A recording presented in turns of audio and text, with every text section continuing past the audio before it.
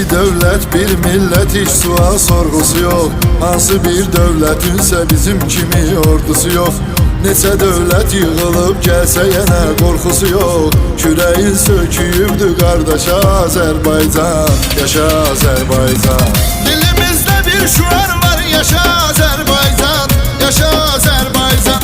Seni dünya tanıdı bir başa Azerbaycan. Yaşa Azerbaycan.